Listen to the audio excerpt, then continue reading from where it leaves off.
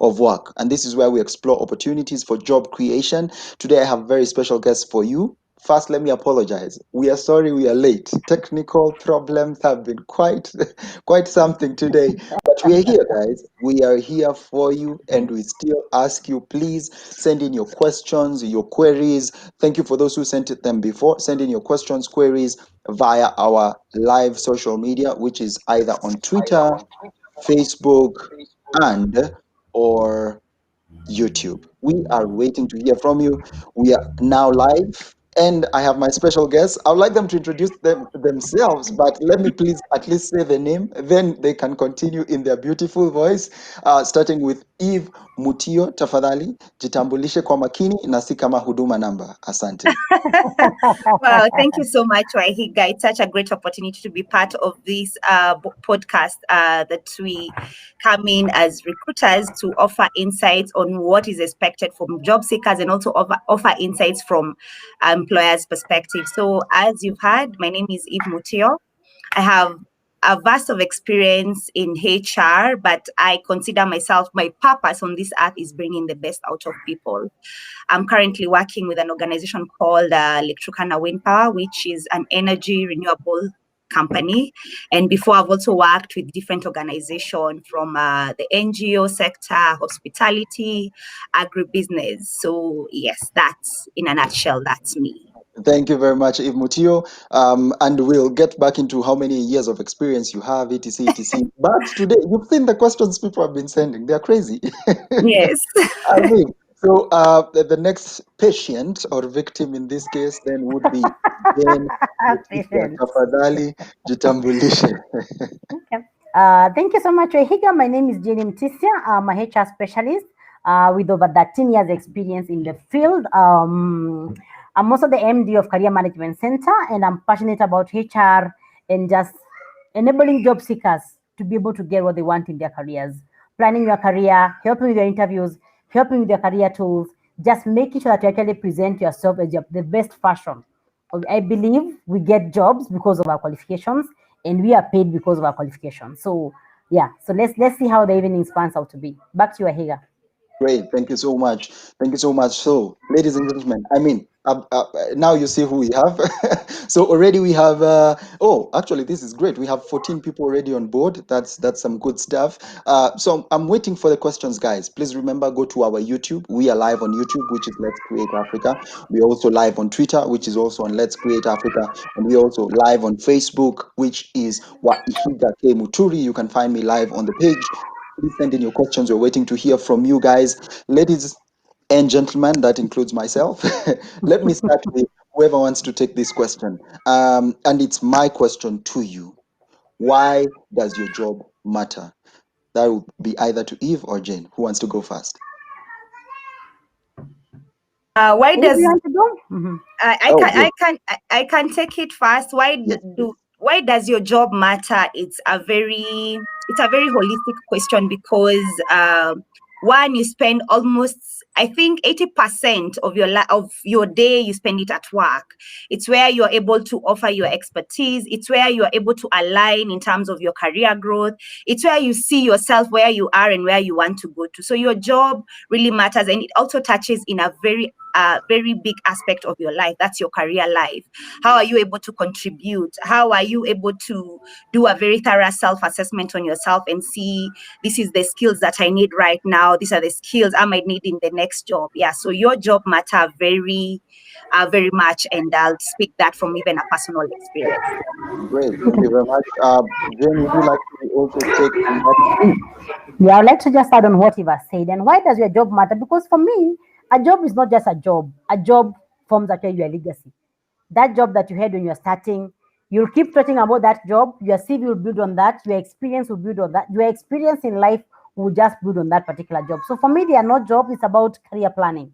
It's about the things that you are doing today will inform tomorrow. Will inform what you'll be doing 10 years from now. And of course, it matters that the job feeds you. It matters that you went to school, invested, you have come, and people are buying your services in form of a job. So it matters, and that's why I keep saying you have to do the best and be the best version of whichever job that you're holding. Can you hire yourself to do the job that you do? Or would you tell your boss to fire you? That for me is what a job is, and that's why it matters. Oh, great. Fantastic. So guys, I mean, you now see what we are dealing with today. And please note, today is not a feminism agenda, it's just what it is.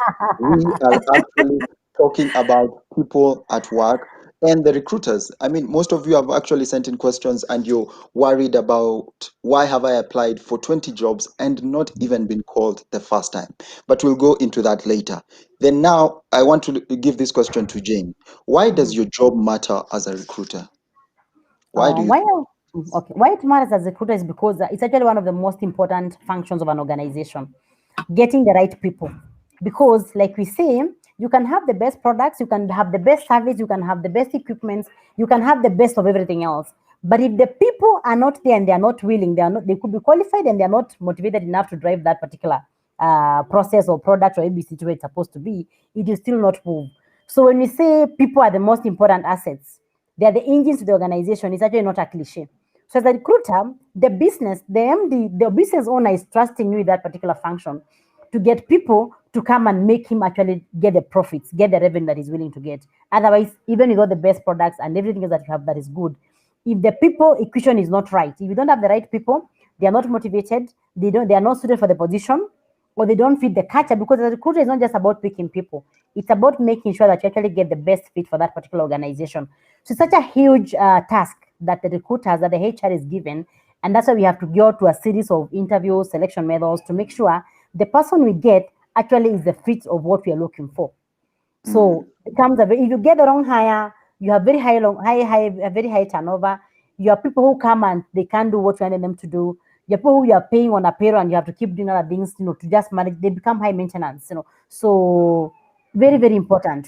It's Uh, extremely important. Yeah. Great. I want to go to you, Eve. Why do you choose the people you choose? Because you're also coming from a corporate setting. Mhm. For Jane already has her own recruitment firm, so she's hiring also, for lack of a better word, as a consultant. But for you, you're actually within a firm itself. What do you look for people who come to you, or better yet, to your organization? So one of the things I look for, especially why the job matters in terms of talent acquisition, comes with a lot in terms of the organization. And when I'm recruiting, I have to keep in mind that I'm not just recruiting for the sake of recruiting. I'm not just acquiring talent for the sake of acquiring one. I'm looking for talent that can come in and solve problems to the organization. I'm looking for a talent which is going to come in and push the organization to the next level from an individual perspective and from the organization perspective. That's why you look at when it comes to recruitment, it comes even with the cost. That's why I'll find myself even going to Jane as a headhunter, and I want her to get the best in the market. This is what I want. I want someone who can come in the organization, fit in this culture, someone who's able to articulate well in terms of what is required, the key results areas. So for me, it's a KPI as a head of human capital, attracting and retaining the right talent in the organization. And am I able to see that this talent that has been attracted to the organization is able to move that role to the next level? What are the gaps? And that for me would really, and I'll be asked, so in terms of talent, what do you think that we have the right people in our organization that, and it's an asset. It's an asset to the organization, because if I don't get it right, then it means I'll be making the organization suffer in terms of cost and even not be able to achieve its mission and vision from the organization perspective and also from the individual's perspective.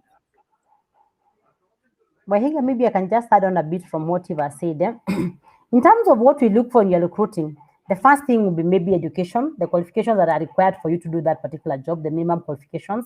We are going to look at your experience, depending on what kind of experience in terms of years or level or exposure do we require for this particular job. Then we have competencies. So specific competence that someone will also be looking at, competence and skills in terms of what we are looking for. Then we have organizational fit. Some people may not fit in this organization. They may actually go and exit in a different organization. Then we also look at team fit. So I'm looking for this particular team. Can this person actually fit in my team? So when you're recruiting, these are some of the things that we look for. We look at attitude. So sometimes we hear people saying that you can have the skills, but you don't have the attitude for the job. We don't feel like you can take the job, and we'll be saying things like, "She is very technically sound, but the attitude is mm-mm." Yeah. So there are times we can even hire you when you have maybe you're missing 2 or 3 skills, Yes.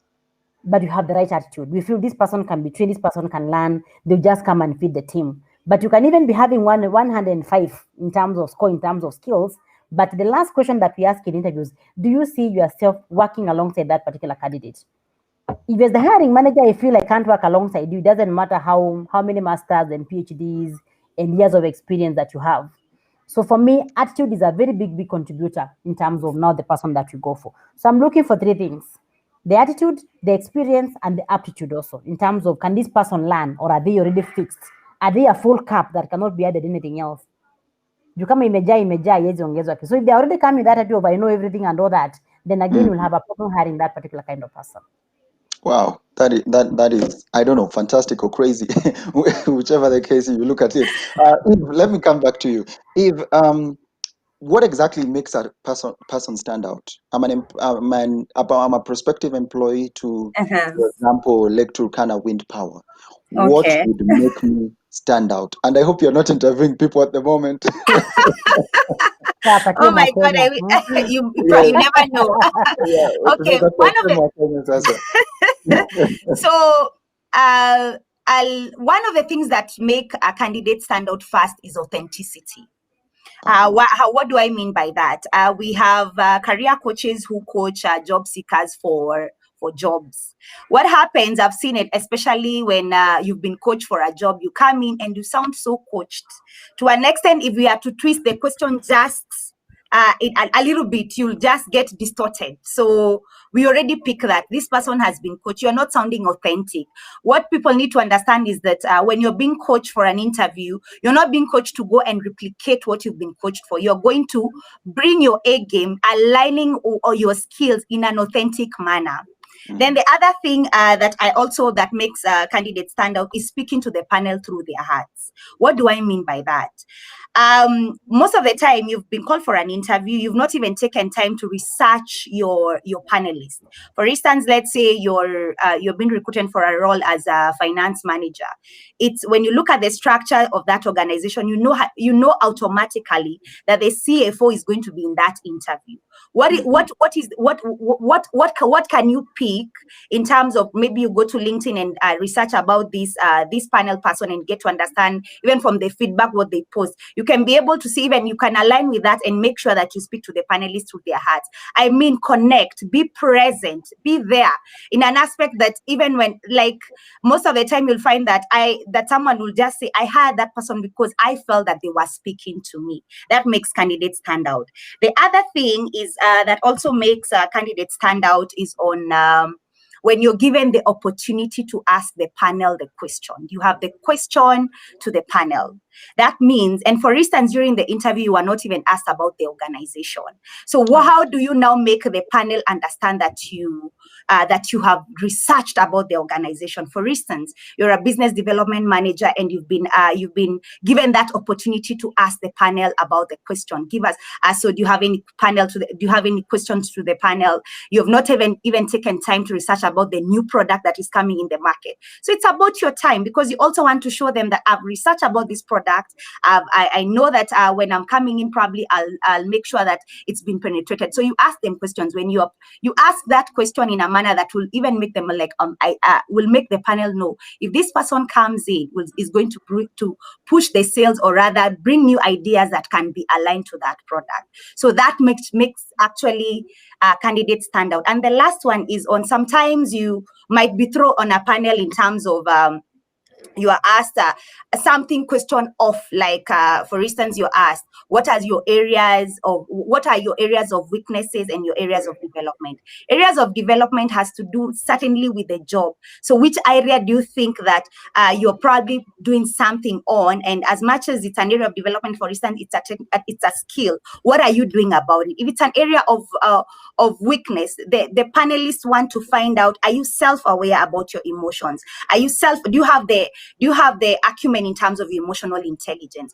So you say probably you find, and you give out a weakness that is not a weakness as per se, but you're also authentic and original, and you bring out the aspect that you're self-aware about who you are. That makes a candidate stand out. Waihiga, back to you. Amazing, amazing, amazing. Thank you very much, Jane. I'm coming to you. This is fire for you. Okay, not really, but before I even talk to you, let me just get back to the audience. I'm having a response from Grace N. Waswa, who's saying absolutely loving the conversation. Thank you so much, Grace. I'm also having Victor saying you guys are doing an amazing job. Why didn't I hear this years ago? Anyway, thank you so much, Victor and Grace. I won't read the rest because I need to keep this conversation going. Because also time is not on our side. Before I get to you, Jane, I want to remind the audience, please send in your questions via YouTube. We're on YouTube Live, or Let's Create Africa is the channel. We are on Facebook Live. WaihigaKMuturi, which is my name, is where we are live. We are also on Twitter Live on Let's Create Africa. So guys, I'm waiting to hear from you. Please send in your questions to our panelist. Our panelist, I'm just reminding you, is Eve Mutio, who's the head of recruitment, Lake Turkana Wind Power. Then we also have Jane Mutisya, who is what we call the CEO, or better yet, Executive Director of Career Management Center. So please send in your questions. These guys are ready to serve you. Trust me, guys, today's a date with HR. You won't have it any other time. And this is for free. Imagine. So please take advantage of this. So, Jane, let me come back to you, Tafadhali. No problem. Please tell us, how unique can a prospective employee be? Because Eve has talked about, I want to see innovation, I want to see uniqueness, I want to see awesomeness, creativity. But we also know about so many other people who have gone to a job and they are just, how do I say this, a square peg in a round circle. How exactly then would they fit into such an organization? What, like if now that this is a date with HR, the date is, the one thing is, I'm too unique. Is that a problem? You're too unique. Wow. So I'll first of all just pick a bit on where Eve left, and then I answer your question. And the question for Eve was how to be outstanding in an interview. I don't know whether it's an interview in a forever, but if you're going for an interview, one thing to avoid, just to pick what she said about coaching, it's about never be given a script of questions. And they will ask you this, they will ask you this. Even in a normal exam, if you are given a Makenya, most likely you fail. You have been given a Makenya and algebra, they will bring geometry. And So you know too much, right? just to confirm and not to be political, unasema venye government is given a Mwakenya, we should not apply that also in our No, lives. you see, like the thing, people would go for exams and you're told don't read it. This is what will come. If you do that, you're going to fail. Actually, the key thing to stand in interviews to understand the job in out. Even if you go to a coach, like I do coaching, I coach guys for interviews and for jobs. And what you do is we never give you a question.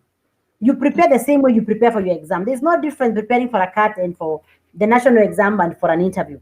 But you cannot come for an interview without knowing your stuff. So you're an accountant and I'm asking you, what is accounts payable? And you start fumbling. It's the same thing if you have not understood what is accounts payable and it was in the job description and you don't know that, you will still fail even if it was an exam. So the first thing to stand out, please know your staff. Get to understand your staff in out. Even before you go for the others are shenanigans. The others are sideshows. But the most important thing before we hire you, can you do the job? Because I'm not hiring you to come and continue doing your job. I am hiring you so that you can come and support me if I'm your manager, or if you're the manager, you can come take that and run with it. So I have first of all to confirm, do you have the competence and can you do the job? And that comes from the job description. And when you come to a career coach like myself, that's what we do with you. We go with you through the job description to understand the in out. Like what we do is we go bullet by bullet. And you can do this on your own. You don't have to even have a coach. Read the first bullet and understand. My work would be payables. How do we do payables? How do I do a payment? If you're in HR, they're saying part of your work is performance management. Don't come. The first time you're thinking about performance management is in the interview room. Nobody wants to be ambushed. You must prepare. You can never go without preparing. Even Rudisha, even Usain Bolt, all of them prepare. And they have coaches. So don't just show up without preparing and expect to win. No. Interesting. And even the best of the best, and even all the football games and the games that you see, almost even the best people in the world, everybody has a coach. And what we do, we get coaches for everything else, but we forget coaching about your interview coach, your job coaching. You forget that particular bit. By the time someone is claiming to be coaching in this, there's the reason why they are claiming to be a coach on that. But never go and be given at Yamwa Kenya if you're being told you'll be asked the following. Run away from that. Because if those questions are twisted a bit, you will be setting questions in algebra, you're answering at geometry. People go like, did you hear my question right? You know what I mean? So when you go with a set of questions, you are preparing to fail.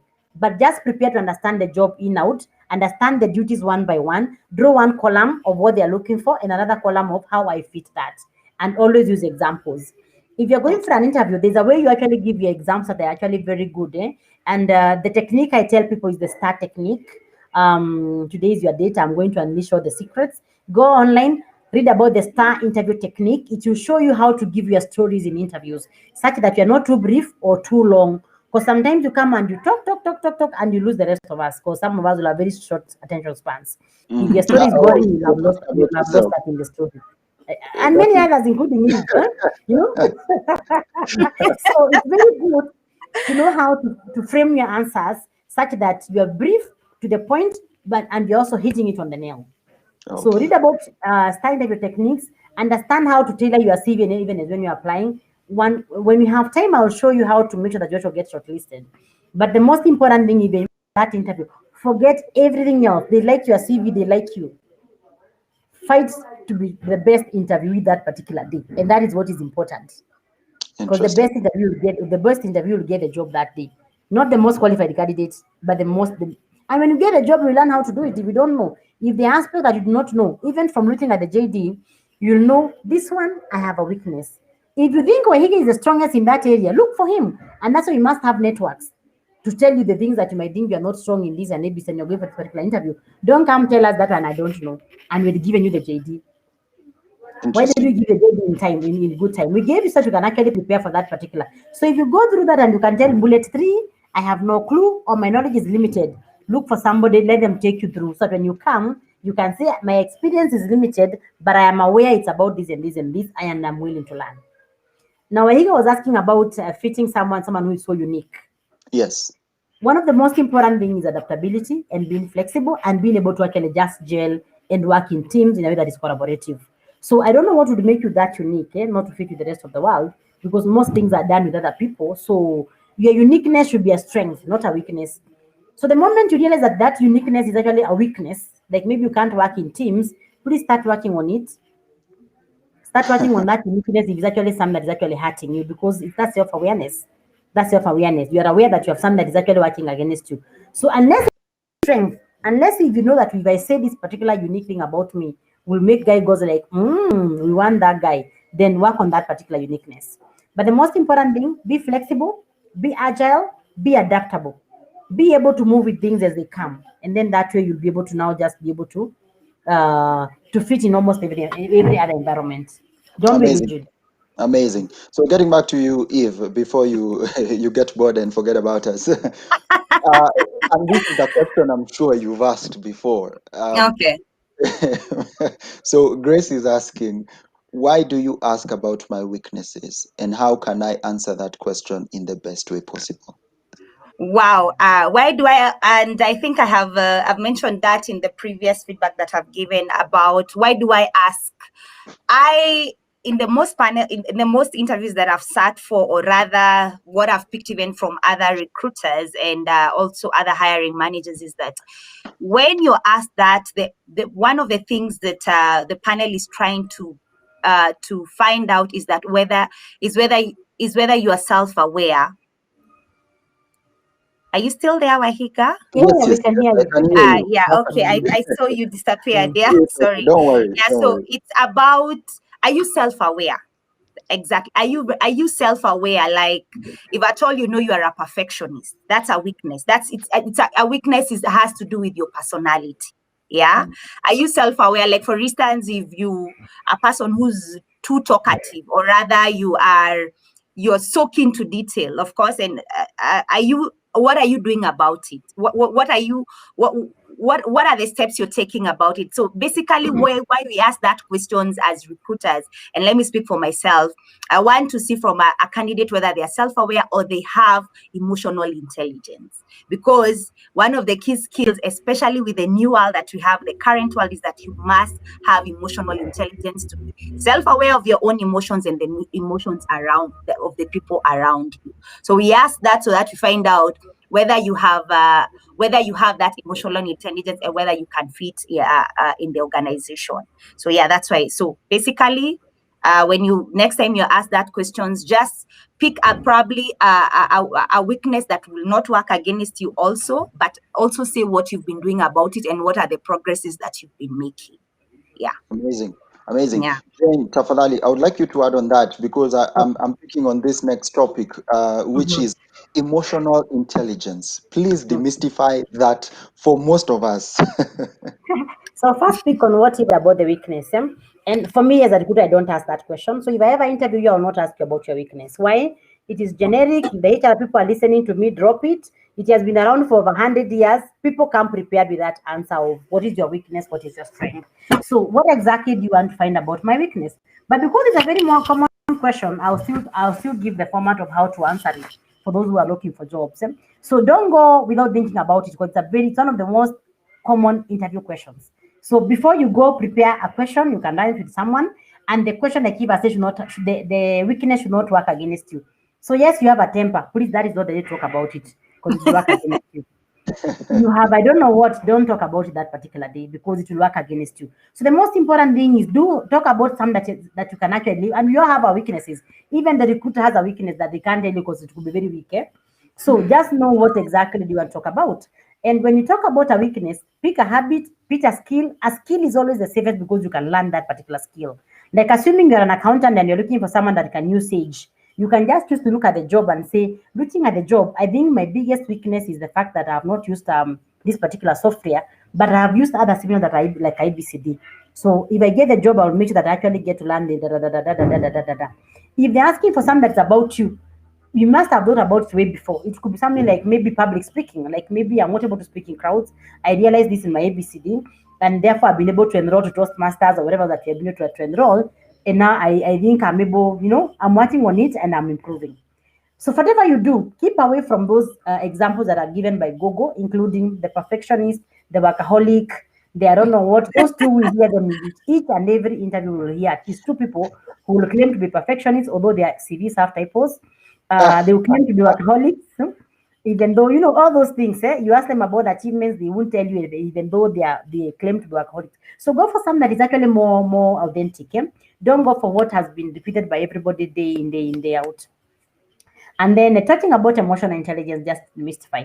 For me, emotional intelligence. Actually, before you get there, you're saying, are you saying to let my weakness be connected to whatever you are? Great. Yeah, And look at the job. Look at the job, the job advertisement or the job description. See, but I'm not saying a weakness that will actually. If I'm looking for someone to do reconciliation, and you don't know, don't say I can't do reconciliation. Of course, you are knocking yourself off. So you look for something that is very perfect. Yeah. Yeah. So look something that's perfect, and then you see how to package it. But if you can't get that, get something that is out of there. Like I'm talking about skills like communication skills, things to do with like I've said, public presentation skills. Like I realize my PowerPoints are not ABCD, and therefore working on my presentation. First of all, to hone this and this, and then I've also enrolled for. I'm just giving an example because when you give a weakness, you must tell us what you're doing to improve it. So when you tell me you're a perfectionist, are you trying to become imperfect with the time, or what exactly are you trying? So every time you give a weakness, give an example to show how you're trying to work on that to improve that particular weakness. Otherwise, if you can't improve it, it is not a weakness. Okay. Eve. Yeah, because you're telling us you have given up. It's okay. I'm coming back to you on that because we haven't finished on emotional intelligence. Eve, for you, and I think I've already asked this, what matters to you the most when it comes to an interviewee, but also presentation. What are you expecting from the presentation of, especially now that we're doing online? I might be having sleeping pants with a very official top, but what exactly are you expecting from presentation when you're interviewing me virtually? Wow, that's very interesting. First, you need to understand as much as a job seeker, you need to understand that as much as the interview is being conducted virtually, doesn't stop it from being an interview. So you need to first of all look very, very presentable. Yeah, that's a basic. That's like it's the top notch. You have to look the part. You can't show up as much as it's Google Teams or it's Microsoft Teams or Zoom, and you show up in just a t-shirt, or you don't want to switch on your camera. So that remember that it's the situation has called us to now move on the internet, or rather use technological tools. So look the part. Then again, in terms of the tools that you're using, make sure that wherever you are, that there's lighting.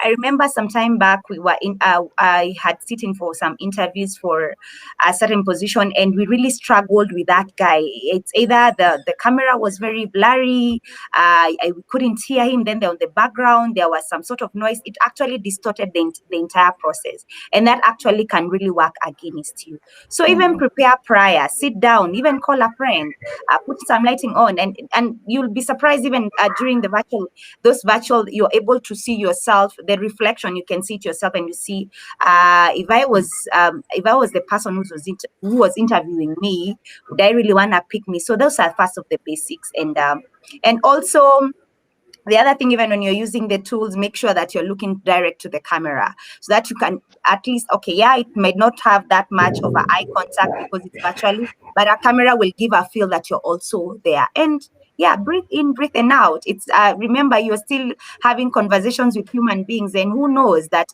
the next time they are going to be your colleagues, so you have nothing to tense about. And then maybe let me add something else that I also find at times that job seekers, or rather me being one myself, is that we never take time to understand, for instance, why we never got hired for a certain position. So do you reach out to the recruiter and ask them to give you feedback and tell them, so that you're able to build yourself? And I also think this is a message I also want to send to all the HR. We need to stop sending generic regrets to job seekers. You just send a generic and you've not even told someone. Remember, that's talent that you might want in the future. Let them know that probably this is the area that you need to focus on. Is it strategy? Is it operation?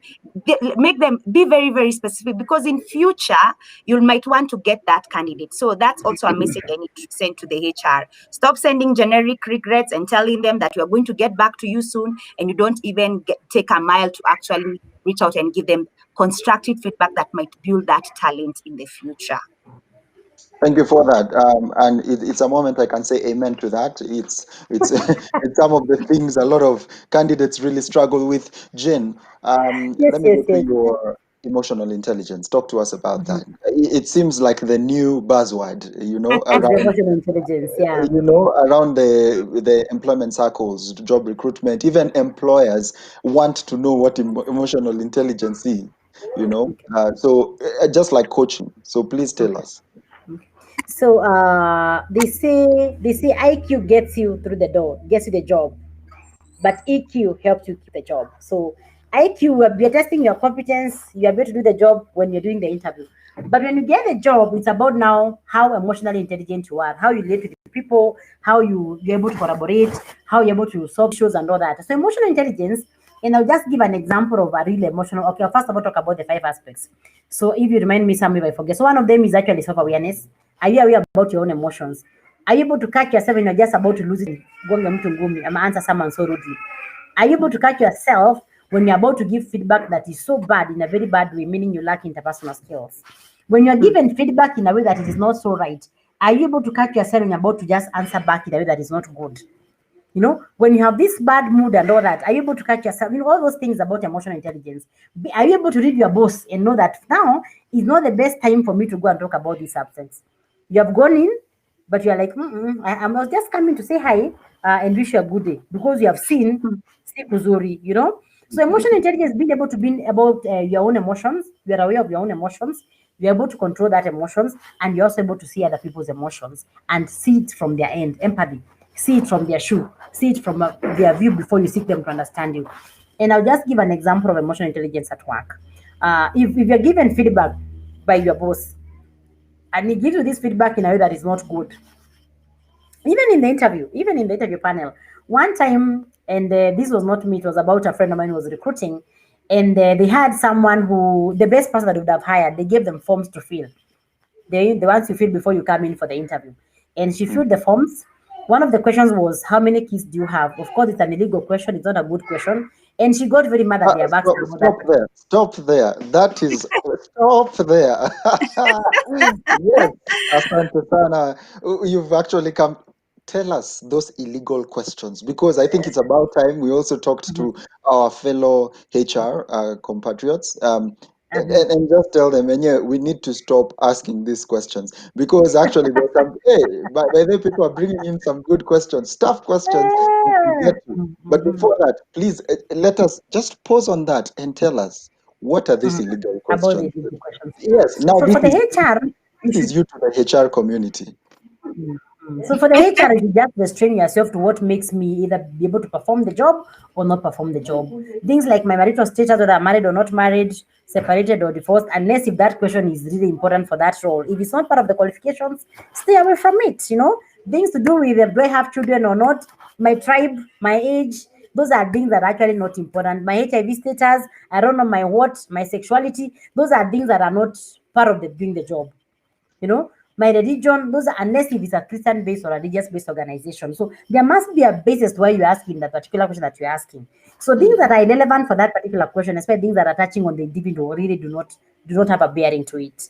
So those are what we call it. But as a job seeker, there are times that people will ask you that, and you can't control what I ask you. So it might be an illegal question, but if you have emotional intelligence, utajibu. If you get a job, you can tell me to niambie that question was not fair. I felt so uncomfortable when you asked me that. You can give me, but if you don't give me that feedback at the interview space. Yes. And why am I giving this example? Like that time, that lady, she didn't feel she left a gap. And when she came for the interview, she performed very well. And then she was told, any question for the panel? And what did she say? She gave the panel Amsomo. She gave them a reading as to why are you asking people questions that are not okay. Wow. And she went on venting for almost like 2 or 3 minutes about whether that question was so bad and the way she did not answer for that particular. But she was our best. But she was not taken just because of how she ranted and gave the panel, we're like. So are you saying you should rant after getting the job? After getting the job, you can now come and say, you can give feedback, but give without the emotions. And that's why we keep in emotional intelligence, because about managing your emotion, managing other people. So what you do, if you're mad, you don't give your feedback at that particular moment. You go calm down, then you come and talk about, like, should have still talked about that particular issue, but without emotions. Should have just said something like, and why exactly were you asking about the number of kids? I was just curious because I knew it was not part of the job. But And giving us a lesson. And that is actually emotional intelligence. For me, it's okay because now you're not being emotive. You're asking the question as if it's a concern, Interesting. But if you come and start giving us a quarrel, you give us a thing like for 2 minutes, then people just not like you. Yeah. So it's about just knowing that even when people give you feedback that you don't like, you're able to pick the issue and drop the emotions and just deal with the issue. To Eve, just the same, even borrowing from that, what are the illegal questions the HR and recruiters need to stop asking? What is the advice you can give your colleagues? Just to add on, there are some questions I think now with the current age, I think we as HR or as human capital specialists, we need to move away from. Yes, just to reiterate from Jane, is that asking someone why they are not married at their age, first of all, it blows someone's very off, because that's none of your business, because you need to understand that I'm bringing the job in terms of my skills and my expertise. That's what I'm bringing to the table. The other question is at times that can really make candidates very uncomfortable, and I've ever been asked that question before, is that, are you married? And I think one of the panelists intervened and actually had to even tell that the one of the panels who was there and actually told her, you don't ask someone such a question because you can actually be sued for discrimination in terms of age. I mean, we have the labor laws which govern us. So there are ways, if you want to find someone's age as a recruiter, you can actually find out. You just have to look at when did someone finish school. and then you're able to calculate. I mean, those are things you can actually find. Even that requires us as recruiters to have emotional intelligence. You can't ask someone questions even yourself you're uncomfortable answering. So yeah, that's very critical for me. So that's one of the other questions. The other question is I've also had in interviews is that you seem to be moving around for jobs. Yes, ask in a manner that you want to understand, not in a manner that you want to portray this person. Remember, human capital is it's an asset that is always appreciating. For instance, someone has been moving for jobs. Probably there might be retrenchment, there might be issues to do. Phrase that question in a manner that will not make someone feel like they are not enough. Yeah. So yeah, that's all I can add to that.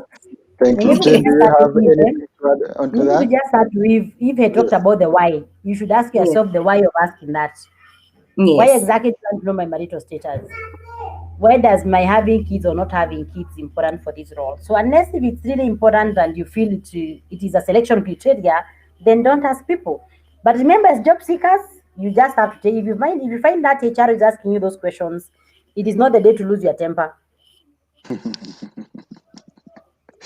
Thank you so much for that. Ladies and gentlemen, we are about to come to the end of this session. We have actually 21 minutes to go. So I please seek of you to still throw in your questions. I mean, you've heard from guys and you've heard from our professionals who have also made a mention to their colleagues and also to the questions. They're actually doing their own self-reflection in a sense. And we like that. And that's a good thing.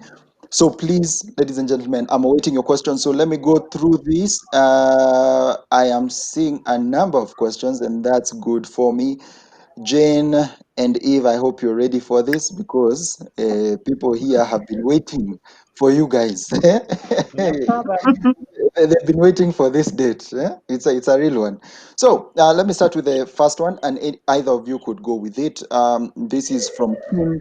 He says, what is the truth about the Kenyan stroke African job market? And I think they're actually asking basically, if I'm getting it right, how is our Kenyan job market in actually your side of the table?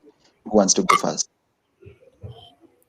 Jen, would you want to go first? No problem.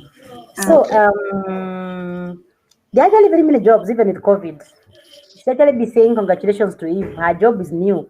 And she has had so many other jobs, So there are very many jobs. There are very, very, very many jobs, even with COVID. And as a job seeker, is about keeping applying and making sure that you actually remain employable.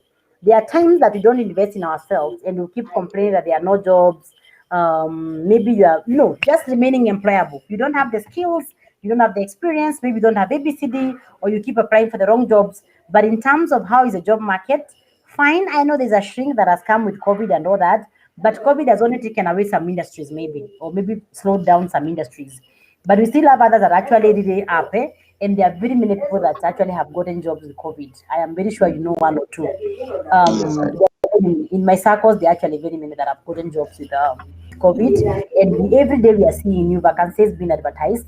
So as much as there's COVID, usiambue hakuna kazi, there are jobs. And just because you didn't find a vacancy today, tomorrow, and the next day, don't stop looking. Keep looking, and just know there are very many ways also of looking for these particular jobs. Drop your CV with recruiters as long as they are not charging you. If they are charging you, don't drop because they don't have jobs. I'm a recruiter and I'm telling you they have jobs. Oh, so you're telling us not to pay recruiters anybody until who is charging you to drop your CV with them, really, what at all? They might get you a job, but chances are you can also wait for a whole year. So if you don't have the money, don't bother paying because you might wait. But if you have the money to pay, fine. But there are enough other recruiters, very many of them that are free. Drop with them. They will still get people that they're recruiting for and they can forward your CV. So get to see who are these reputable recruiters in the country. Drop a CV if you don't have the cash to pay those who are charging. And then in addition to that, go to LinkedIn, polish your thing. Be able to be seen by those who are looking for people with your skills. Network, even online. Join those WhatsApp groups. Be able to see vacancies. Be able to network, contribute. And most important, keep yourself employable. Whether you have lost a job or you're in a job. Sometimes you become very comfortable. And if you're in a comfort zone and you're not growing, you're not going for the next level of your career. That means if you lose that job, getting another will be a very hard job. If you're not working and now you resort to just watching TV, watching Netflix, being WhatsApp all day, complaining that you don't have a job, saying the economy is bad. Again, you're not making yourself employable. So whatever that it is, just make sure that you keep yourself personal development, all through. If you have lost your job, how else can you keep sharpening your experience? Because what you stop using, you lose it actually. So trust me, there are all those avenues that you can actually do whatever that you have to do. Some are online, free, or whatever that it is. But try as much as you can. Try as much as you can. If you join a group and people asking questions, don't just be the silent observer who's looking at the professional things that people are asking, and you're waiting to either delete in the evening or to mute, and you don't know what's happening in the industry. See a problem, sort for them, become a brand. So most important, invest in yourself, and you don't have to even go to school. There is so much that we are living with. We are living in the best era. Okay, backwards. I think this era is not one of the best is yet to come. But for us, it's a very good time to be alive, and you can actually invest yourself regardless of where you are. So the job market for me is still very positive. Great. For you, Eve? Wow, I'd want to add to that. Yeah, job markets are there. One of the things I've come to learn about even the jobs, or rather job hunt process, is that how do you profile yourself? And even looking for a job itself is a strategy. Yeah, so you need to be very clear in terms of where you are right now and where do you want to go into the future.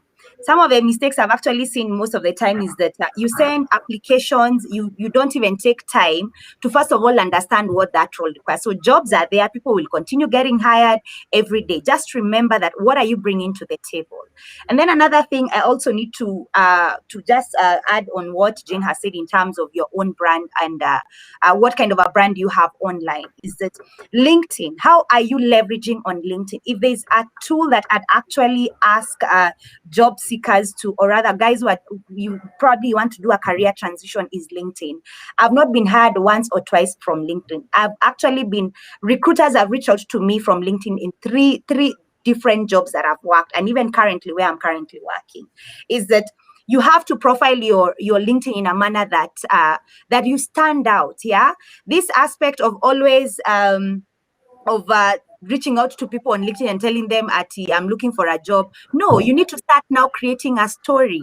Yeah, be authentic. Start doing an article about something that you've seen in the market. Yeah, start volunteering even in webinars where you can actually go and people are actually going to reach out to you and see that there's something that they are missing in the organization and they think that it would be adding value to them. Then again, job markets are still there. You also need to understand how is your industry changing. If you're in finance, what are the trends that are there? Do you need to upskill yourself? Like for instance, now we are in a technological age. A financial analyst will be the key skill that recruiters are going to be looking for. So how agile are you to be at a competitive advantage that when that recruiter, when that headhunter is reaching out to you, will see that you have that skill that is very, very important for a certain role. So understand your job market. How is it evolving? I mean, HR is not the same as it was before. Yeah. Finance is not the same as it was before. IT keep on evolving. And now I think one of the things that I was actually speaking to one of my friends in IT and was telling me, if there's a skill they'll be looking for, especially in IT, is cybersecurity. So how have you skilled yourself on that aspect? So jobs will always be there. As jobs are shrinking in terms of the COVID, other jobs are being created. It's up to you to make sure that you become employable and you make sure that you understand what the market requires for you. Job seekers are being offered position day in, day out. We still have people who still have jobs and recruiters are still reaching out to them. So you just need to understand, yes, there are no jobs for other people, but you also need to make sure that you understand the market in terms of job opportunities, because you can't keep on doing the same thing the same way and you still expect different results. Amazing. Let me actually, maybe people think you guys are kidding. So, ladies and gentlemen, I think I need to make this very clear. I need to actually tell you who Eve Mutio is. In a few words, let me just tell you. Eve Mutio is a strategic and innovative HR executive offering 10 years of progressive experience in diverse industries, including manufacturing, hospitality, donor-funded, who translates business vision into HR initiatives that improve performance. Ladies and gentlemen, do I need to say more about this lady? I mean, mumeambiwa sasa. This is what she does, and this is what she's telling you. So, just if I continue a bit shortly on her bio, she's a genuine influencer who thrives on tough challenges and translates visions and strategies into actionable, value added goals. Member of professional body of HR professionals in Kenya HRM and People Analytics Forum. Mumejisikilia? That is the real. If you thought she's one of us, she is not. Ako level yake. So I want to go back to Jane, just before you think we've forgotten about you. There's another question here. Let me just confirm from whom. From Nelly. She's asking, why do recruiters interview on questions they don't even understand? If it was life, I would have asked her to give me more details. Why should you think that they're asking things that they don't Honestly, understand? because I've had it before. Somebody was actually taking an example. I'm taking a quick example because I've met many people who have gone through this. A quick example is they ask for a project manager. Then they ask the project manager, how do you do data collection? But in real sense, they themselves don't know how to do data collection. The data collection. I Yeah, get you. No, that's recruiter doesn't know her work. I hear especially you. for No, that technical jobs. yeah. So that recruiter doesn't know her job, and that person is lacking self-awareness. So what you do, because you cannot be skilled in every job. Actually, what happens in a panel, you must have what we call the hiring manager, the person that will be managing you to get that particular job. So like if you're hiring an ICT manager and I'm not an ICT person and I can't claim to know everything ICT, you know what I mean? Yes. So being HR or a recruiter does not make you to know everything. So, but as a recruiter, you must have someone in the panel who is now bringing the technical background, that is able to ask the technical questions. Even if you don't have that person internally, can I talk to another person? Maybe we are recruiting for an ICT manager. Can you come sit in so you can check the technical comment? And anybody who is a good recruiter will tell you that.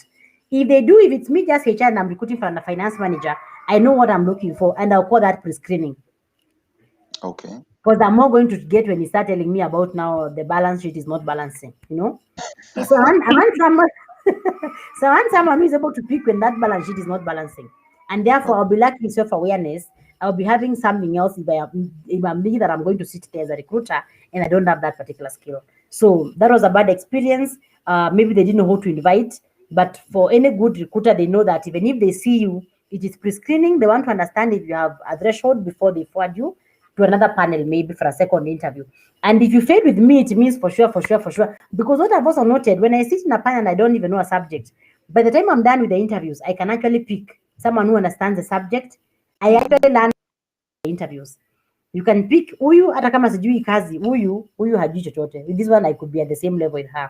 Or this one doesn't know. Then the one who is very kabisa, they will even leave you understanding what their role is all about. But in a good practice, they will have someone who is also technical to be in the panel. But I can recruit even when I don't have, and I'll be able to know from the people that I've seen before, this one was very conversant with whatever the subject you're talking about. And he was able to do this and this and this and this. But trust you me, when we do that, that is not the final interview. It means you failed the pre-screening if they don't call you for the second. Wow. So actually, and maybe I can ask you to say this and then I go back to Eve. If you are the interviewee and you realize, oh, by the way, this person doesn't know what they're talking about, how exactly do I go through that interview process myself? I'm the interviewee. I'm like, okay, you asked me a question, but just even You the way don't you know. asked me, I know you don't know what you're asking.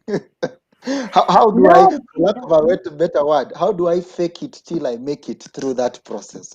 it's your day. Educate her. Let that educator, that recruiter, you have know your stuff.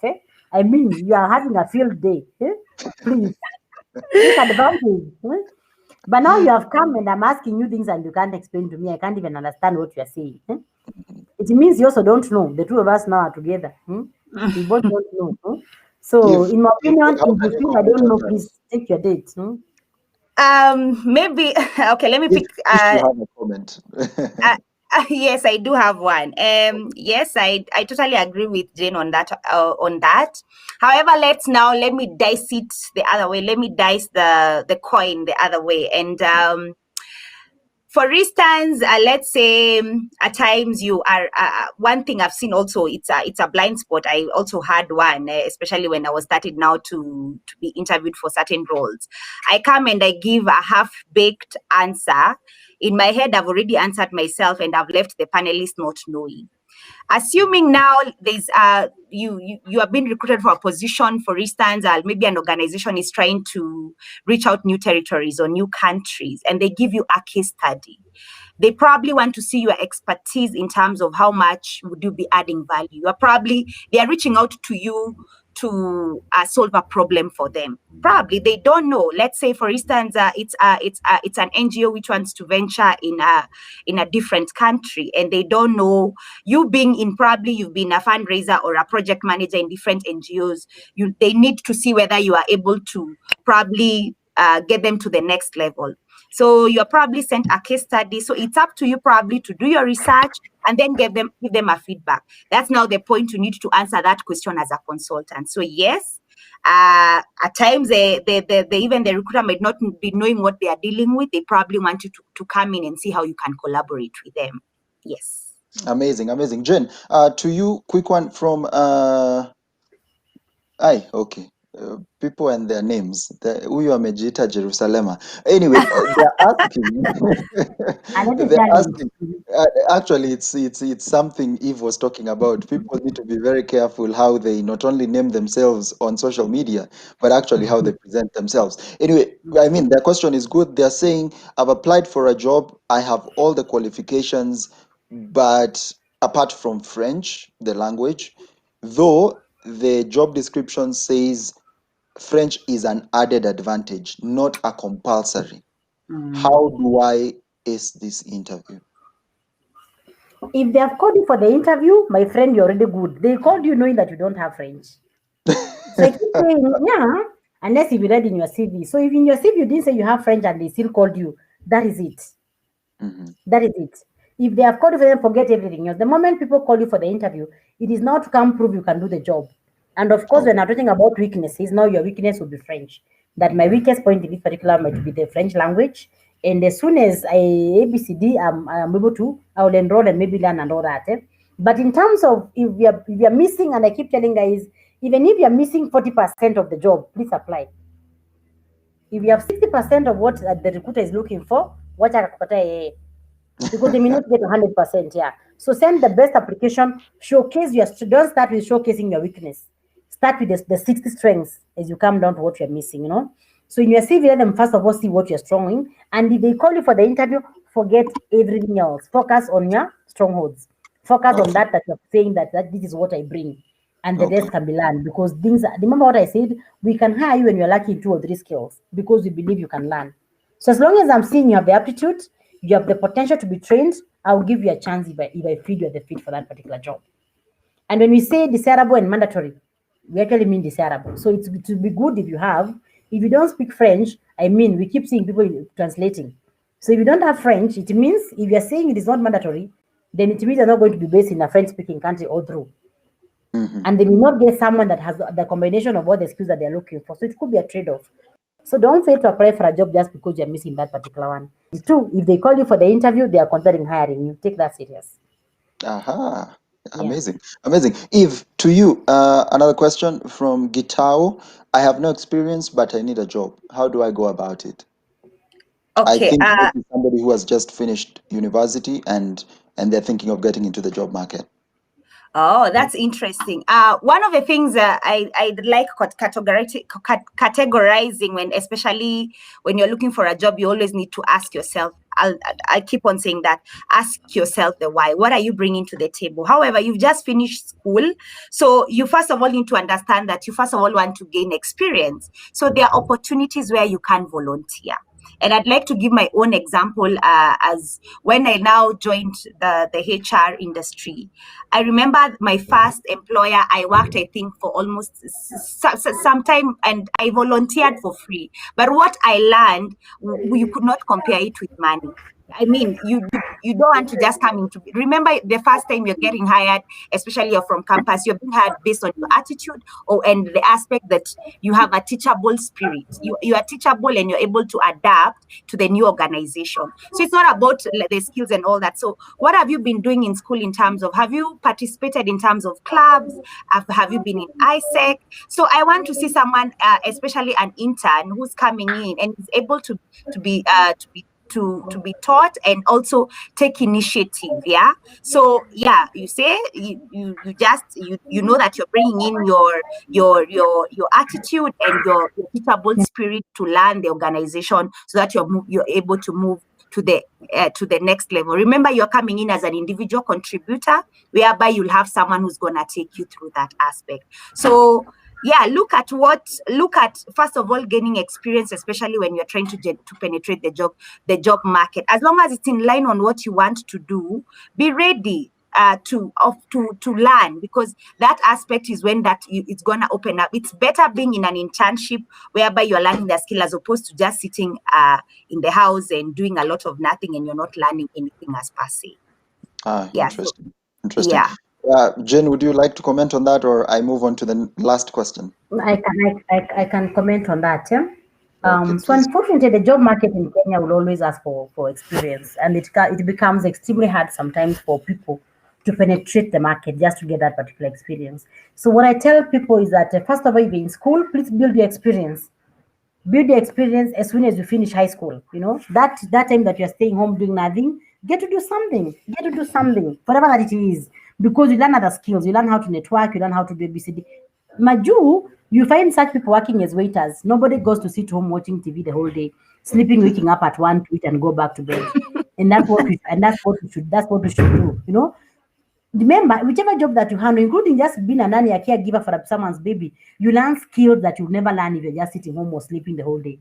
So build your experience as soon as you finish high school. Start building that experience. As you go to your first year college school, every time you have a break from school, be very aggressive to look for that. Don't just delegate that to your parents and your relatives, you know, saying you have to have hali. Go on and be able to see what can I do. Ask people, volunteer in church, Red Cross, AMREF, and all that.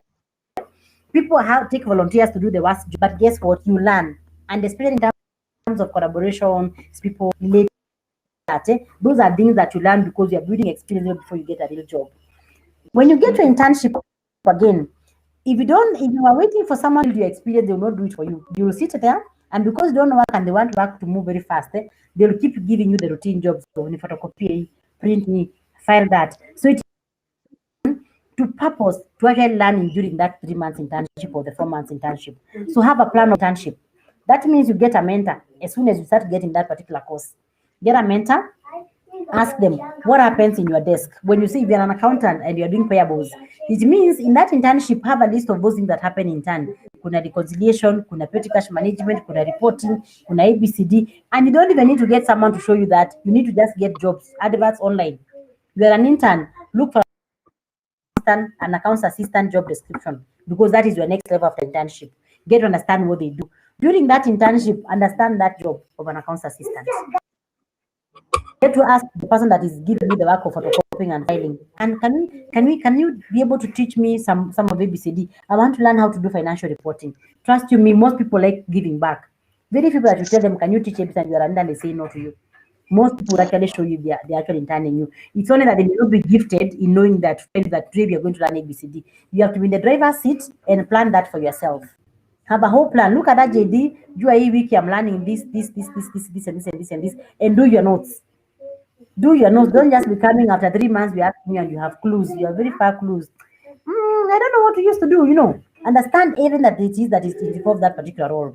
Get to understand what everybody in the department does. Don't go in the morning. You go sit. You do your filing. When guys are going for lunch, you are fearing them. You remain back. You know, they go, they come. You know, you should also network. Get to have now references. When you're looking for a job after that, don't just use your lecturer as a referee. Because the truth is, lecturers don't remember you. So you go for those internships, get to make friends at work. People who can say she was an intern with us and she had a very good attitude. She was able to do ABCD. She actually performed more than an intern, you know. And you have to do that deliberately, and you have to. I wish someone told me this years ago, you know. So and I keep saying after internship for a year, I actually got a job. Why? Because my boss was very busy and the department had so much work. I didn't plan the way I'm saying, but there was just too much work I had to learn. And I was able to do very many things that were not for an intern, were actually for an assistant or an officer. And I was just able to actually go through. I'm not introducing lecturers carefully. I'm just saying lecturers are dealing with 600 of you in a class. You don't know he'll move from this class, go to another class. Really, he's just being kind to you, but they may not be able to give a reference for you. So if you go for internships, be able to create people that can actually reference for you. And even after you did that internship, network.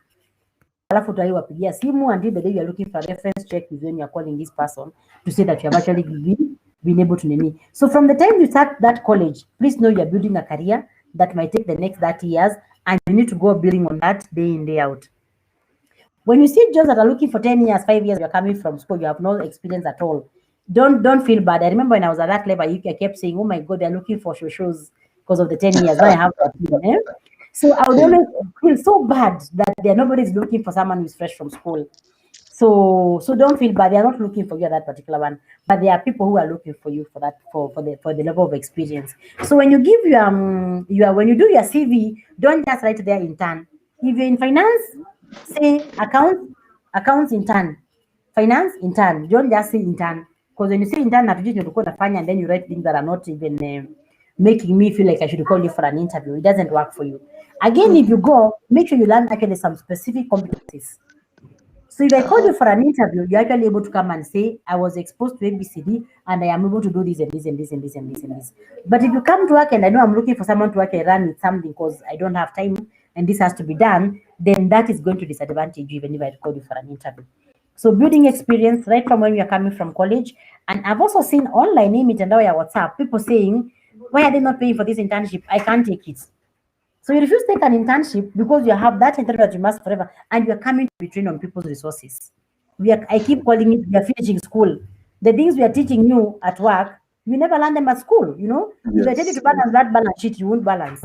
Until I give you one, you make 10 errors. I am patient because I know you're an intern. I go to do it. I call you again. I come show you all those things. Okay. It will tell you, even in school, and the theory of maybe is how to organize an interview. When you come, you are given, call these people, do ABCD, you're asking all the necessary questions. How can I do this? How do I start? Because internship is actually part of finishing school. And now this time you're not being asked to pay school fees. So if you have a chance to go for that internship, even without pay, like you've said, please go running. When you're asking for internship, don't ask for pay always. If they can pay you, that is very good. If they can't pay you, please take it because you're building your experience. Number 3, we have something called NITA. About NITA, National Industrial Training Authority. They're in Australia. You can check them online. They provide internships where the people are not paying. If you go deposit with them, people always call them looking for interns that are not paid because NITA pays interns in this country. I think 3,000 or something per month to cater for fuel and for lunch. Talk to them. Again, even in that school, like how I got my first job after that internship. Actually, I dropped my CV. They kept checking. I didn't just drop. I dropped and I would purposely just drop to say, hi, how are you? Anything yet? Until she got to know me by name. So networking has to be deliberate also. Then that people get to know that you can actually do ABCD. And then when you're starting, as much as you have a career to focus on, you can actually do any other job that comes. Because like I said, every job has other skills that are shared. How you communicate, how you collaborate, thinking out of your forever, being able to solve problems. And you can learn those skills from any other job as you look for your career. But when you get any other job, don't forget. So you get an admin assistant job, and because of the money they're paying you, which could be so kidogo, you purely focus on job. At the same time, now back CPK, and you may never go back because you're focusing on that particular forever job. So always look at that picture of 2 years from now. What do I want to be doing? So keep looking. You can have a job as you look for what you want. Okay. Thank you for that. Ladies and gentlemen, our time is really up and I'm sorry to cut you off, Jane, but let me actually tell people why you're this passionate. Guys, let me just be honest about who Jane is, because it might sound like a secret, but this is who she is officially. This is why she's this passionate. Jane is actually an experienced regional human resources manager with a demonstrated history of working in the nonprofit organization management industry and also for profit industry, skilled in deferred compensation, humanitarian, HR policies, labor relations, and performance management. Strong program and project management professional, graduated from the University of Nairobi. This is why Jen is this passionate also. So guys, please don't take offense. Better yet, it's a good time to actually ask her more questions. So ladies, I'll go to the last question so that we close this up. We already passed the time by 8 minutes. The last question is from Kifinji. Why are recruiters such douches at times? Just to clarify what douches are, let me say it in my language. Kwa nini muna utiaji hivyo? What is wrong? Kwa nini? Why do you act like, I know you hold the keys to me getting a job, but kwa nini muna utiaji hivyo when we come for an interview?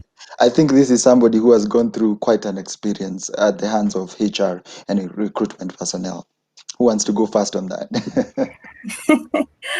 Hey, I think I'll You take can that go. one because I also want to defend the HR people, or the recruiters. But one, I'll look at it from both the recruiter and the job seeker, or rather the interviewee. When you come to an interview and you're not even prepared, and I ask you questions, I mean, it spells out someone like it's just going for a ride and you don't even know where you're going. So you're not prepared. I ask you a question, even the most basic question, and Jen has actually mentioned something about nursery questions. Let me now rephrase it. Questions about you don't have the cognitive ability. Whether you're an intern, are you able to use your common sense, first of all? So if at all during the interview you're not able to use that, then I'll come out as a person who's probably very harsh, and also it also depends with the level of emotional intelligence of each and every recruiter. Then we dice again we dice it now to the recruiter. At times you feel that this person, based on the assessment, they don't have the capability, or rather they are missing a skills, or they were not able to perform well, because during an interview we have so many factors that affect the process. It may be someone is nervous, it may be someone probably doesn't know anything, and let's say you're not able to give that person a feedback, and instead of giving them a feedback, you dodge them, you tell them you're going to call you next week, things like those ones. So that one can really draw someone off. So it's important we also find a way to give feedback to guys who are looking for job, because I can imagine, especially the job hunting process, the way it can be very frustrating to someone. And you as a recruiter, you need to understand that giving that person a feedback will not cost you anything. And I think I've also experienced that. So let's balance. You as an interview, make sure you prepare, bring your A game. Just because you did not get that job doesn't mean that you're not good enough. It means, and if you don't prepare, just be ready. You're going to get tough questions. Remember, the recruiter also has the deliverables that he has to recruit. So let's get to a point where there's a balance for them. When you're called for an interview, prepare enough. I mean, in as much as even if you don't get the job, you'll still be remembered that there are other jobs coming, and just know that there's just that one you. There's only one Eve. There's one Jane. Because I've also seen mistakes that when you go for interview, you see someone you feel that they're very competent than you, then you start wondering, oh my God, she's gonna do better. Remember, you are called because you can be able to deliver on that job. And us as HR, let's give people feedback. Let's not feel like we are small gods just because we've called someone for an interview and you want to frustrate them. The process can be very frustrating. Let's give them feedback in a manner that is going to build them even in the future in their job search process. Thank you so much. Anything from you, Jen, you want to add on that as we wrap up? Just to say that there's no reason that a recruiter should actually make a job seeker feel bad. Interviews are already stressing enough, and therefore my call to all the recruiters out there, to all the HR people, don't have managers who are not trained to interview other people. If you're the HR, train your HR, the panelists, to know how to interview people, and to know that could be the only time that they actually get into experience your organization. They should have a good memory about your organization. There is no reason why anybody should frustrate an interviewer who is an interviewee that is coming to seek for a job. They already have their own pressures. they're coming and they're coming to face a panel. So no reason to do that. But as a job seeker, if you come and the panel is not that friendly, it's okay. It's one of the things that you can actually expect. So it's not you and your emotional intelligence to know when to just let things pass, because they don't know you, so they can't have anything against you. So it has to be you to know how to manage your emotions on that particular day. But I don't want to imagine that we have had very bad experiences. So just know that when you come, you can't control other people. They are how other people behave. So just manage your emotions. If you for that particular business, do your best. The recruiters, let us just behave. Thank you. So, ladies, we've come to the end of the show. Today, this is the future of work, ladies and gentlemen. I am wrapping this up because we already passed time by quite a few minutes. But thank you so much for everybody who joined. Please remember, like, subscribe, share, go on YouTube. That is Let's Create Africa on YouTube. And then look for the playlist called The Future of Work on Facebook. Look for WaihigaKMuturi, which is myself. You can like my page, you can follow us, you can just get to know and even put notifications so that you're notified the next time it happens. Go on Twitter at Let's Create Africa. Also, we are there and we are live every Thursday. Starting actually this Thursday, this is what we'll be doing, the future of work, where we actually explore opportunities for job creation. We're here for you guys. And today was a date with HR. It was very interesting, and you guys gave some good feedback. I want to take last words from Eve and Jane. I'll start with Eve Tafadhali. Any last words for your people? Wow. Okay. First, always know that with the current situation, in terms of every day as a job seeker or as someone who is seeking to transition in a different career or in a different job space, is that you'll always have something to offer. So what do you need to do as a person who wants to move from this level to this level?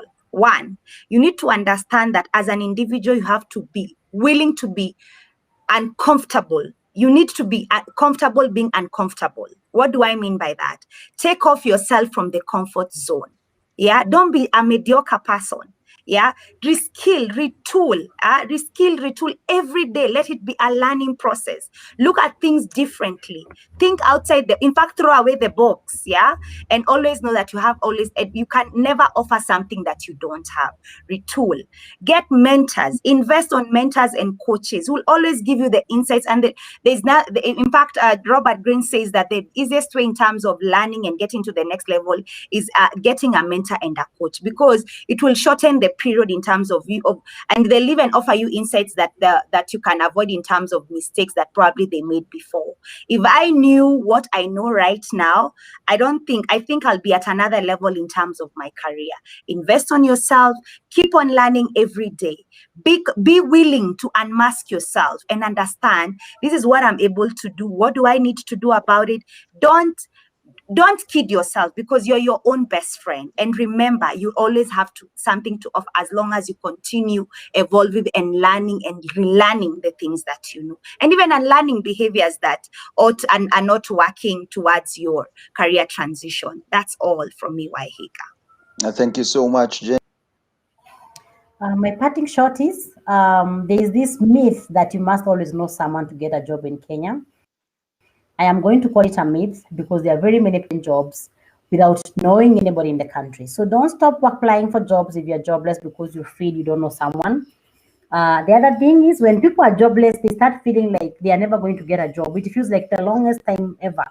And it weighs on you, and you start becoming, mentally disturbed in terms of feeling like, what if I never get a job? Whatever happened, that is emotions. But the thing that not put you down, it's a normal emotion that you go through, people that are not working go through. So just on ensuring that you don't become rusty, get whatever that it is, and see how to remain relevant and remain in the industry. It doesn't matter what it is. In communications, do social people, do whatever that you have to do. Think completely with the box and see how to remain in the industry if you have been affected by this particular job loss, and keep applying and keep networking. There are jobs that you use network, apply, make sure you tailor your CV at any time that you don't have one that you keep applying. Read the job and so that the job that you're sending is actually talking to the person that they're looking for. And again, remember, not talk about yourself, but to see what they're looking for in you. They're looking for these particular skills. Are they in your CV? So talk their language, talk to them, and have that. And all the best for those of us who are looking for.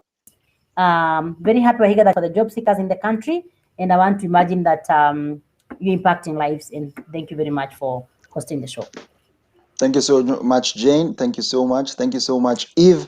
Ladies and gentlemen, we've come to the end of the show. My name is WaihigaKMuturi, and this is the future of work. Today I had Eve Mutio and Jane Mutisya. Actually, there's a message from Madhangani Muya. He says, great conversation, Eve Mutio and Jane Mutisya, especially for school and college leavers, dash seekers. Start any job, internships, pay or no pay, go for it. Thank you so much for that, Madhangani. There's actually another one. Hey, people are remembering you. Ruth Susan Minor says, I have missed the bigger part of this, but still gotten something. Ruth, this is to you. Don't worry. You can actually rewind all of it because it's on YouTube. It will be there for the longest time, actually for forever, as long as YouTube is there. This will be there for you. So please, you can start all over from the top and listen in. Again, I'm saying thank you so much. This show has been courtesy of Let's Create Africa, Career Management Center, and Vijana Tupo Initiative. Have a good night. God bless you all. Thank you.